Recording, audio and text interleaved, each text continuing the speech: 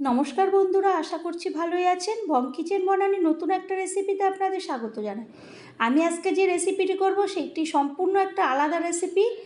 ইলিশ মাছের কলা পাতায় লতি দিয়ে পাতুরি। তার জন্যে যা যা উপকরণ লাগবে আমি দেখাবো। তো আমি প্রথমে কিছুটা কচুরলতি নিয়েছি, তারপরে কচুরলতিগুলোকে আমি ভালো করে ছাড়িয়ে নিলাম। এরপরে কচুরলতিকে আর একটা প্লেটের মধ্যে ছোট রাখবো আর নোড়া দিয়ে থেতো করব। আমি এটাকে সিদ্ধ করব না, আমি এরকম থেতো করে নিলে লতিটা নরম হয়ে যাবে আর আমার সিদ্ধর কোনো প্রয়োজন হবে না, আর এটা গলাও চুলকায় না। সেই কারণে আমি এইভাবে পুরোটা থেতো করে নিলাম। তা আমি এই রেসিপিটা কিভাবে করব প্রথম থেকে শেষ পর্যন্ত না দেখলে তো একদমই বুঝতে পারবেন না। এরপর আমি পুরো লতিটা যে কটা নিয়েছিলাম আমি থেতো করে নিলাম। এরপরে আমি একটা মিক্সিং জার নিলাম, তার মধ্যে আমি সাদা সর্ষে, কালো সর্ষে আর পোস্ত দিয়ে দিলাম।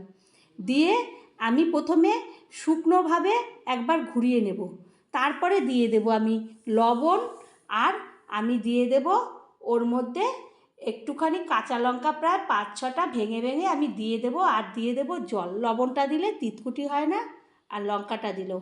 এরপরে জল দিয়ে আমি আবারও ঘুরিয়ে নেব। তো চ্যানেলটা যদি এখনও আপনারা সাবস্ক্রাইব না করেন তো প্লিজ সাবস্ক্রাইব করবেন, লাইক শেয়ার কমেন্ট করবেন, পাশে থাকা বেল বাটনটি টিপবেন, তাহলে যে কোনো রেসিপি আপনাদের কাছে আগে পৌঁছাবে। এরপরে আমি ওই মিহি পেস্টটা সর্ষে পোস্তর হয়ে গেছে, এইদিকে আমি গ্যাসের ওভেন জ্বালিয়ে কলা পাতাগুলোকে ভালো করে ধুয়ে পরিষ্কার করে এরপর আমি ছেঁকে নেব, তাহলে কলা পাতাগুলো নরম হয়ে যাবে। এবার রান্নার সময় অত খড়খড়ে ভাবটা থাকবে না। এরপরে সমস্ত যে কটা কলা পাতা লাগবে আমি নিয়ে নিলাম। এরপর আমি একটা কড়াইয়ের মধ্যে কলা পাতাগুলোকে দিয়ে দেব, বসিয়ে দিলাম, আর ওভেনটাকে আমি জ্বালিয়ে দিলাম।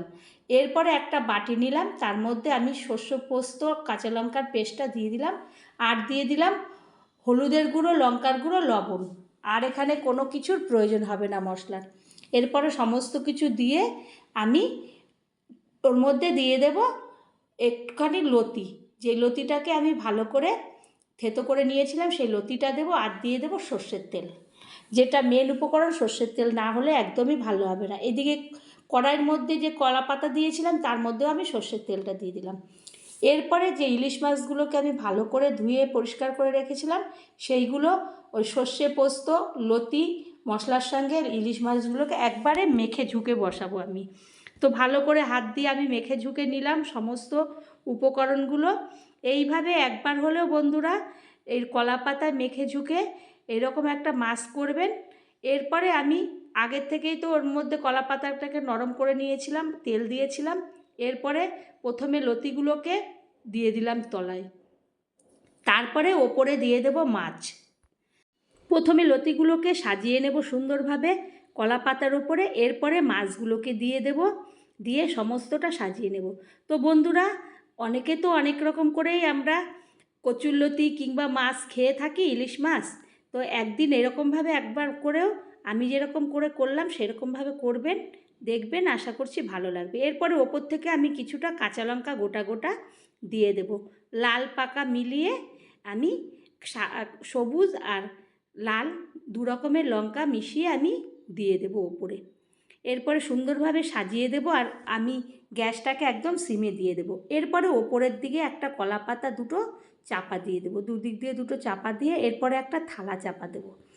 এরপরে ওটাকে আমি কিছুক্ষণ পরে, প্রায় 10 মিনিট পরে আমি তুলব, যেহেতু কচুরলতি অতটা সময় লাগে না। তারপরে আমি সাঁড়াশি দিয়ে থালাটাকে তুলব, আর পাতাটাকেও তুলব, তুলে দেখব ওটা ওপর পিঠটা হয়ে গেছে। এরপর আমি ঢেলে নেব।